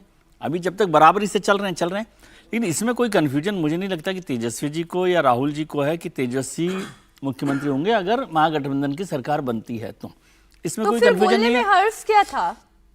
अब उनके जो जैसे हर्ष जी ने भी कहा कि फायदा हो सकता है तो बात ऐसी बोल देनी चाहिए। पार्टी के द्वंद्व भी बहुत सारे होते हैं ना, पहले घर को भी तो संभाल कर रखना होता है। उसके कई कारण रहे होंगे मुझे लगता है। अगर राहुल गांधी ने तेजस्वी को मुख्यमंत्री का चेहरा नहीं घोषित किया, एक तो अगर राहुल गांधी ये कह देते कि हाँ तेजस्वी ही मुख्यमंत्री होंगे, तो ये यादव राज और यादववाद जो बिहार के अंदर है कि भाई लालू प्रसाद यादव का जो यादववाद रहा, यादव के कारण जो ईबीसी वोटर्स जो है, जो ओबीसी वोटर्स जो छिटक जाते हैं कि यादव की गुंडागर्दी के कारण, शायद कांग्रेस उनको संदेश देना चाहती होगी कि भाई राहुल गांधी लगातार ईबीसी की बात कर रहे हैं, राहुल गांधी ओबीसी की बात कर रहे हैं, तो उस कम्युनिटी को संदेश देने की कोशिश कर रहे हैं कि भाई भले ही हम तेजस्वी के साथ चुनाव लड़ रहे हैं, आरजेडी के साथ लड़ रहे चुनाव, मुख्यमंत्री का चेहरा तय नहीं है, तो आप हमारे साथ बने रहे।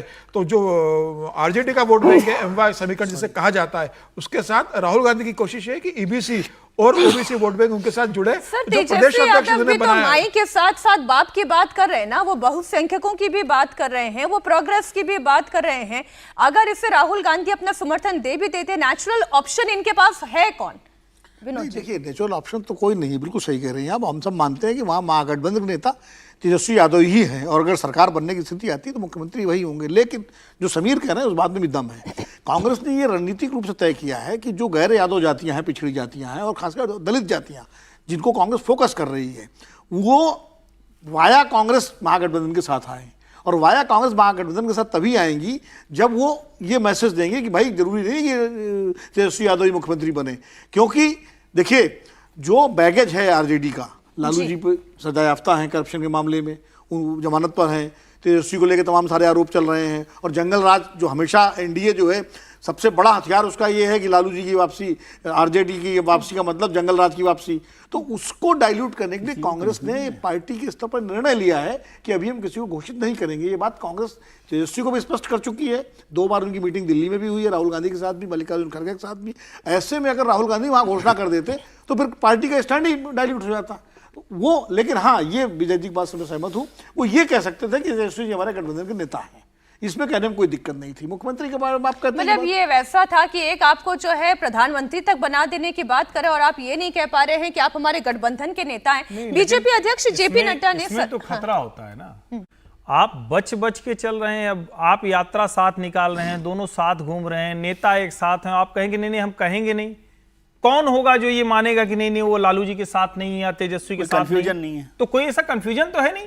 ये रणनीति तो बिल्कुल मतलब ये नासमझी वाली रणनीति, इसका तो कुछ समझ ये, बल्कि इसमें तो बढ़िया होता ना कि आप मजबूती से अपने पार्टनर के साथ खड़े रहते, कहते कि हाँ तेजस्वी हमारे नेता हैं, मुख्यमंत्री के दावेदार हैं, तब ज्यादा मजबूती से लड़ पाते। इसमें तो कांग्रेस अपना भी और तेजस्वी का भी नुकसान कर रही है। जेपी नड्डा भी ये तो इसमें कुछ चुनाव कह रहे हैं, परिणामों से सर, पता मैं लगेगा उस पे रणनीति थोड़ा जोर कमजोर है देती हूँ। कि क्या है। एक हम बैठ reaction कर सर इसमें भाई ले- हम जितनी रणनीति हमें मालूम है उससे ज्यादा उन नेताओं को मालूम होती है जो चुनाव लड़ते हैं। तो वो हमारा विचार हो सकता है कुछ भी, ये तो चुनाव नतीजे बताएंगे कि रणनीति कमजोर हुई कि नहीं, लेकिन वो तेजस्वी यादव ने तो एक रणनीति बना ली ना, तभी तो वो एक नई यात्रा निकाल रहे हैं और इस यात्रा में कांग्रेस का कोई एसोसिएशन नहीं होगा। अभी कांग्रेस अपनी अलग निकालेगी। बीजेपी अध्यक्ष जेपी नड्डा ने राहुल और तेजस्वी यादव पर इस पर हमला बोला। पटना में जेपी नड्डा ने विपक्ष पर प्रहार किया और ये कहा, राहुल तेजस्वी पर जेपी नड्डा ने हमला करते हुए कहा, नाच न जाने आंगन टेढ़ा। क्या कहा वो रिएक्शन भी एक बार आपके सामने रख देते हैं। एक अंग्रेजी में कहावत है, a bad craftsman blames his tools, और हिंदी में कहावत है, नाच ना आवे आंगन टेढ़। चुनाव लड़ना ना आए, जनता का आशीर्वाद न मिले तो इलेक्शन कमीशन को दोषी ठहरा दो। एसआईआर क्या है, ये सही करने का है और ये पहली बार थोड़ी ना हो रहा है। तेरे परदादा जी के टाइम पर भी, परनाना जी के टाइम पर भी हुआ था, तेरी नानी के टाइम पर भी हुआ था, दादी के टाइम पर भी हुआ था, सब लोगों के टाइम पर हुआ है। 52 में हुआ है, 60 के दशक में हुआ है, 80 के दशक में हुआ है, 2000 में, 2003 में हुआ है। ये सब सिंगल डिजिट वाले हैं। अब दोनों बातें हैं विजय जी, जो पहला हिस्सा भी चर्चा का चल रहा था उसमें आपकी टिप्पणी, और फिर अब ये नाचना चाहने आंगन टेढ़ा। देखिए सही बात है कि राजनेता अपने अपने हिसाब से सोचते हैं क्या कर रहे हैं, लेकिन मुझे एक किस्सा याद आ रहा है, मैं कमेंट इसका नहीं कर रहा हूँ। 89 की बात है जब वीपी सिंह बाहर निकल कर आए थे और बीजेपी और वो लोग कांग्रेस के खिलाफ कैंपेन कर रहे थे। बीजेपी साथ में नहीं थी उस समय और वीपी सिंह अक्सर उस मंच पर नहीं जाते थे जहाँ बीजेपी के झंडे लगे होते थे। तो एक प्रेस कॉन्फ्रेंस दिल्ली में हो रही थी, वाजपेयी जी भी थे उसमें, वीपी सिंह भी थे और कुछ और नेता भी थे। तो मैंने उसमें एक सवाल पूछा वाजपेयी जी से कि सर यदि भारतीय इस पूरे जो चल रहा है इसमें यदि बीजेपी की मेजॉरिटी आ जाती है या बीजेपी बड़े दल कर तौर पर निकल कर आती है तो प्रधानमंत्री पद का उम्मीदवार कौन होगा, ये वाजपेयी जी से पूछा मैंने। तो वाजपेयी जी ने कहा बड़े हंसते हुए जैसे बोलते हैं कि भाई इस बारात का दूल्हा वीपी सिंह है। जबकि वो साथ साथ नहीं चल रहे थे और उस पूरे कैंपेन को उन्होंने एक नए तरीके से खड़ा कर दिया और वीपी सिंह खुद भी कोई साथ नहीं रहते थे और यहाँ तो दोनों साथ साथ चल रहे हैं। चौका मार दिया मौका देखकर। और इसमें ये हर्ष जी जो कह रहे हैं ना, कोई आप बोले ना बोले सबको कोई कंफ्यूजन है क्या? किसी को वोटर को भी कोई कंफ्यूजन नहीं कि अच्छा यादव नहीं आएंगे, शर्मा जी आएंगे, वर्मा जी आएंगे, ऐसा थोड़ी है। सर कंफ्यूजन तो एनडी में भी नीतीश कुमार को भी दुल्हा नहीं बोला बीजेपी ने कि इस बारात के दुल्हा नहीं, लेकिन कंफ्यूजन ये थोड़ी है कि वहां पे भी क्लियर किया नहीं है कि भाई नीतीश कुमार ही मुख्यमंत्री होंगे। नहीं, ये कहना कि भाई इससे ये समझेंगे कि यादव उनके साथ नहीं, ऐसा नहीं है ना। वो जो पूरा टैग है वो तो उनके साथ रहेगा ही ना, मैं ये बात कह रहा हूँ। ठीक, अब जरा हम बात कर लेते हैं डोनाल्ड ट्रंप की। टैरिफ के जाल में अब अमेरिका खुद उलझ चुका है। प्रेसिडेंट ट्रंप के लाख प्रेशर के बावजूद प्रधानमंत्री नरेंद्र मोदी ने राष्ट्रहित के मुताबिक हर कदम रखा। ट्रंप कई बार भड़के भी, भारत को डराया भी, धमकाया भी, कई अलग अलग किस्म की बयानबाजियां भी हुई। अब उनकी टीम काम पर लग गई है। दबाव के बाद अब प्यार की बात हो रही है। भारत को डेड इकोनॉमी कहने वाले ट्रंप के सिपह सालार भारत को आर्थिक ताकत बता रहे हैं। जबरदस्त यू टर्न है, पहले डेड इकोनॉमी और अब देखें आर्थिक ताकत। गेम पूरा पलट चुका है। अमेरिकी लीडर भारत को फिर से करीब लाने के तमाम पैंतरे आजमा रहे हैं। ट्रंप के करीबी सर्जियो गॉर्ड ने भारत में अपनी नई जिम्मेदारी संभालने से पहले कई अहम बातें कही हैं। विदेश मंत्री मार्को रूबियो ने भारत को सबसे इंपॉर्टेंट पार्टनर करार दिया है। आप उनका बयान सुने, फिर इस पर करते हैं चर्चा।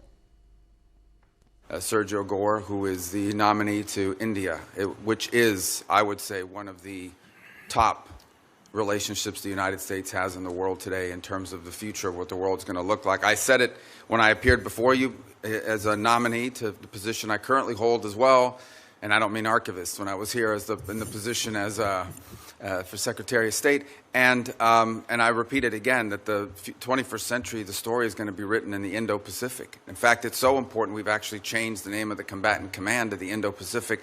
India is at the core of that.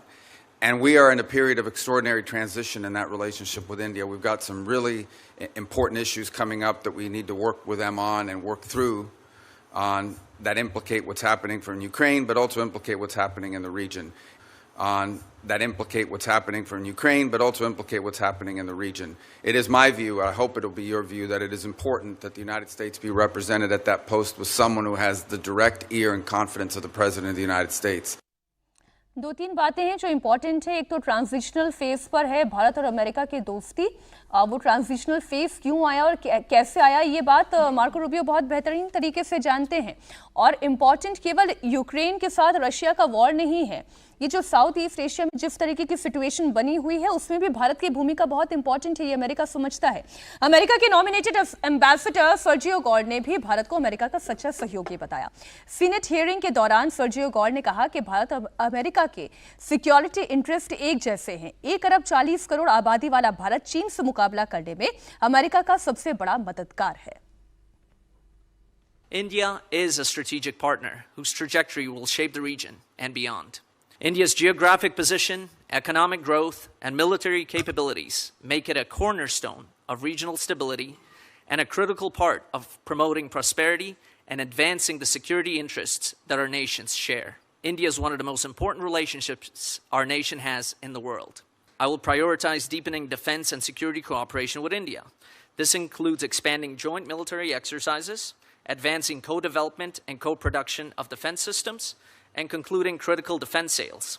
India's population of over 1.4 billion and its rapidly growing middle class present immense opportunities for America. I will work to increase American energy exports to India, establishing the United States as a leading supplier of crude oil, petroleum products, and liquefied natural gas. Finally, India's role in ensuring the stability and security of the region cannot be understated. A stable South Asia is in the interest of the United States and all the nations. President Trump's leadership, the U.S.-India partnership, will define the 21st century. Vinod ji, क्या बदल गया है बीते 2 महीने के अंदर? वही नेता हैं, वही चेहरे हैं, मार्को रूबियो हैं, डोनाल्ड ट्रंप हैं, जो बात वो भारत की तरफ कर रहे थे उससे एकदम डिफरेंट अब जो बातें हैं वो कही जा रही हैं। चाहे आप सर्जियो गॉर को सुने, मार्को रूबियो को सुने। मार्को रूबियो बता रहे हैं कि सर्जियो गॉर किस उद्देश्य के साथ भारत आ रहे हैं, क्योंकि वो चाहते हैं कि भारत के साथ स्ट्रैटेजिक पार्टनरशिप जो अमेरिका की है वो और मजबूत हो और इससे ज़्यादा बेहतर है। और फिर चीन का जिक्र करना सर्जियो गॉर का भी। देखिए, अमेरिका की सबसे बड़ी चिंता चीन का बढ़ता हुआ प्रभाव, और अभी चीन ने एससीओ समिट के जरिए जो अपना एक शोकेस किया है, उसके बाद उन्होंने जो परेड की, victory day parade, military day parade, जिसमें 26 देशों के राष्ट्राध्यक्ष शामिल हुए, तो वो सब अमेरिका की चिंता बढ़ाने वाला है। क्योंकि कोल्ड वॉर के बाद, खत्म होने के बाद, जिस तरह रूस कमजोर हुआ, सोवियत संघ का विघटन हुआ, तो अमेरिका की मोनोपोली हो गई थी इंटरनेशनल अफेयर्स में, पूरे ग्लोबल अफेयर्स में। अब उसको लग रहा है कि उसका एक चैलेंजर बनकर के चीन उभर गया है। तो चीन को रोकने के लिए उसके पास भारत से बेहतर कोई दूसरा मित्र देश है नहीं। लेकिन वो तो पहले भी तो यही सिचुएशन थी। इसमें यूक्रेन के साथ रूस की जंग को ले आना, तेल की बात कर लेना और टैरिफ वॉर छेड़ देना, असल में क्या बदला है? थोड़ा सा मिसकैलकुलेट किया अमेरिका ने, क्योंकि गलवान के बाद भारत और चीन के जो रिश्ते बिगड़े थे और फिर ऑपरेशन सिंदूर के दौरान जिस तरह चीन ने पाकिस्तान के खुल के साथ दिया, तो अमेरिका को यह उम्मीद नहीं थी कि अचानक जो है चीन और भारत के बीच में एकदम से बर्फ पिघल जाएगी और प्रधानमंत्री नरेंद्र मोदी बीजिंग जाएंगे, क्षमा कीजिएगा, चीन जाएंगे और एससीओ के समिट में, और उसके बाद उनकी शी जिनपिंग से अलग से बात होगी, उनसे पुतिन से होगी। तो वो उसको उस तरह से मुझे लगता है उसका मूल्यांकन नहीं कर पाए। उनको लगा कि अभी तो चीन से इनकी दूरी है ही, मौका है दबा लो, और दबा लो तो इनको, इनके जो हमें सेक्टर खोलने टैरिफ का भय दिखा करके रूस का एक बहाना मिल गया उनको। लेकिन वो हुआ नहीं। तुरंत हमारी डिप्लोमेसी ने काम किया, हमने चीन के साथ अपने रिश्ते सुधारे, और सुधारने के साथ साथ वो सारा हुआ जो हम जिस पर चर्चा कर चुके हैं। उससे अमेरिका को लगा कि बाजी हाथ से निकल गई, पासा उल्टा पड़ गया। अब उल्टे पासे को सीधा करने की कवायद अमेरिका कर रहा है कि भाई भारत के साथ दोबारा जो है अपने रिश्तों को नॉर्मल करे। लेकिन अभी भी राइडर यही है कि टैरिफ जब तक आप ये जो आपने पेनल्टी लगा रखी है 25% की रूस के नाम पर और 25% आपने टैरिफ लगा रखा है, क्या इसको वापस लेंगे ट्रंप? बाकी तो अभी तो बयानों की खेती हो रही है ना। असली बात तो ये है कि जिस वजह से संबंध में एक खटास आई है वो कारण खत्म करेंगे ना। नहीं तो फिर आप बयान देते रहिए कि बहुत अच्छे हैं, बहुत प्यारे हैं। जैसे हमारे अवधि में कहावत है कि बहुरिया बहुत नहीं खेले लेकिन देरी न लांगे। तो वो चीज मतलब जो है नहीं होनी चाहिए। ट्रंप और अमेरिकी प्रधान करता क्या है टैरिफ के मामले में, और अभी जो नेगोशिएशंस होने हैं जिसकी बात खबर ये भी आ रही है शायद जो हमारे कॉमर्स मिनिस्टर पीयूष गोयल जी हो सकता है अमेरिका भी जाएं, अभी कंफर्म नहीं है लेकिन इस तरह की खबरें चर्चा चल रही है नेगोशिएशन को लेकर के। तो उसमें अमेरिका का क्या रुख होता है, धरातल पर क्या चीज आती है, तब असली समझ में आएगी अमेरिकी मंशा क्या है। मैं देसी तरीके से बोल देती हूँ, अब अवधि में तो मुझे बोलना नहीं आता, लेकिन हर्षवर्धन जी कायदे में रहेंगे तो फायदे में रहेंगे, सीधी बात है। हर्षवर्धन जी अवधि जानते, वो जानते, मैं नहीं जानती। हर्षवर्धन जी, विनोद जी ने जो कहा उसका मतलब ये है कि बहू हमारी है बड़ी अच्छी, लेकिन देहरी मतलब दरवाजे से बाहर नहीं आएगी, लांगेगी नहीं उसे। इसका मतलब ये है कि बंधन तो आप लगा के रख रहे हैं। अमेरिका की आदत तो दुनिया पर बंधन लगा कर रखने की है। भारत पर भी शायद वो अपने काम भर के बंधन लगा देता था, लेकिन बदली परिस्थितियों में भारत की जो शक्ति है और जिस तरह से आसपास की दुनिया बदली है वो शायद असेसमेंट डोनाल्ड ट्रंप नहीं कर सके। दूसरा, जो बात वो कह रहे हैं रशियन ऑयल की खरीद को लेकर, यूक्रेन तक तो हमसे डीजल खरीद रहा है, यानी हम रिफाइन करके यूक्रेन को तेल दे रहे हैं, तो वही रशिया वाला तेल ले रहे हो। तो भाई इसका मतलब कि अपनी वॉर खुद ही फंड करा रहे हो, अपने खिलाफ वॉर को। अमेरिका से रशिया का ट्रेड 20% प्लस हो जाता है, यूरोपीय यूनियन सबसे ज्यादा खरीद कर रहा है। तो जब आप इस तरह की बात करते हैं, इसका मतलब क्या हुआ? इसका मतलब कि बेसलेस आपने काम किया, आधारहीन काम किया है। और जब ऐसा काम आप करते हैं तो कुछ समय तक अकड़ रहेगी, कुछ समय तक जकड़न रहेगी, लेकिन उसके बाद आपको पलट कर आना पड़ सकता है। लेकिन अमेरिका जिन स्थितियों में है, जो मागा कैंपेन है वो बहुत एक्सट्रीम पर जा चुकी है। कई बार हम लोग कहते हैं कि कोई देश, कोई नेता, कोई एक्सट्रीम पर, तो ट्रंप एक्सट्रीम पर है। उनके साथियों के साथ जो चार्ली कर्क के साथ जिस तरह की उनकी हत्या हुई वो क्या बता रहा है, जिस तरह से एलन मस्क उनसे अलग हो गए वो क्या बता। इसका मतलब अमेरिका वल्नरेबल है, उसके साथ भारत को डील करना आसान नहीं होगा। अच्छा, भारत की लोकतांत्रिक ताकत क्या है और भारत का लोकतांत्रिक अधिकार दुनिया में कैसे सबसे ताकतवर है, इसकी एक मिसाल और आपके सामने रखती हूं। संयुक्त राष्ट्र महासभा के अंदर फिलिस्तीन को स्वतंत्र राष्ट्र का दर्जा देने के मैटर पर भारत ने खुलकर समर्थन किया है। ये बड़ी खबर है। भारत ने वोटिंग प्रोसेस में शिरकत की, फिलिस्तीन के फेवर में वोटिंग की, जबकि अमेरिका, इजराइल समेत 10 देशों ने इसका विरोध किया। आप ये समझिए, अब भारत इजराइल का कितना सच्चा और कितना घनिष्ठ मित्र है, इसको शब्दों में बताने की या पुराने इंस्टेंसेस को वापस से सामने रखने की आवश्यकता नहीं है। अगर दोस्तों की जब बात करते हैं, जिस तरीके से पुतिन उनके साथ है, वैसे ही रिश्ते आप देखते हैं इजराइल के राष्ट्राध्यक्ष के भारतीय प्रधानमंत्री के साथ हैं। लेकिन भारत ने प्रस्ताव को सपोर्ट किया, फिलिस्तीन के साथ खड़े रहे। 142 देशों ने फिलिस्तीन को स्वतंत्र राष्ट्र की मान्यता देने के पक्ष में सहमति जताई है। भारत के इस कदम पर अब दुनिया भर में हलचल है। वोटिंग रिजल्ट भी जो है वो हमने दर्शकों के सामने रख दिया। नेतन्याहू की आक्रामकता, क्या भारत इसका समर्थन नहीं करता? देखिए, अभी नेतन्याहू का जो इजराइल का कतर पर जो हुआ है, उस समय भी भारत ने उसको नाराजगी जाहिर की एक तरह से। तो वो भी एक पहला इंस्टेंस था। लोगों को लग रहा था कि इजराइल, हम जो हैं एक ठीक रास्ते पर चलने की कोशिश करते हैं। और ये यहाँ पर हिंदुस्तान में बहुत कन्फ्यूजन रहता है। कभी कभी इजराइल की बात कर देते हैं तो बहुत सारे मित्र लोग हमारे झंडा खड़ा करके नाराज हो जाते हैं। तो भारत का रुख मुझे लगता है कि फिलिस्तीन और इजराइल को लेकर बराबर जैसा रहा है हमेशा।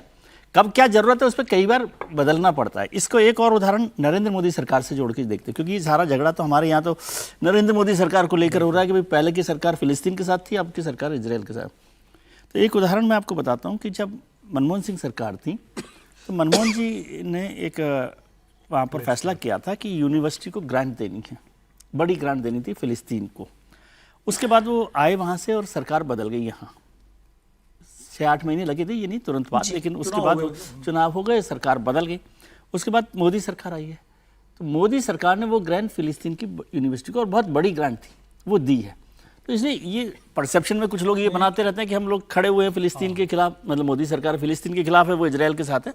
लेकिन भारत अपने जो विदेशी रिश्ते हैं, विदेशी डिप्लोमेसी है, उसमें बराबरी के साथ चलना और क्या ठीक है उस पर चलने की बात करता है। कई बार हम उस परसेप्शन को अलग अलग तरीके से समझते हैं। अब वो फिलिस्तीन को गाजा, हमास उस सब के साथ जोड़कर देखेंगे तो अलग तरीके से दिखाई देगा। इशू बेस्ड हम इशू बेस्ड और मैं इसे हमास से जोड़कर रख सकती हूँ बिल्कुल कि आतंकवादी संगठनों की तो खिलाफत होगी, लेकिन किसी की संप्रभुता पर अगर आंच आएगी तो फिर भारत का स्टैंड एकदम क्लियर है। फ्री नेशन फिलिस्तीन है, इसके साथ भारत हमेशा रहा, लेकिन आतंकवादी संगठन के साथ संगठन की बात की, फिलिस्तीन इज अ कंट्री। हमास और फिलिस्तीन अथॉरिटी जो है जिसका मुख्यालय रामल्ला में है, उसका भारत हमेशा समर्थन करता है।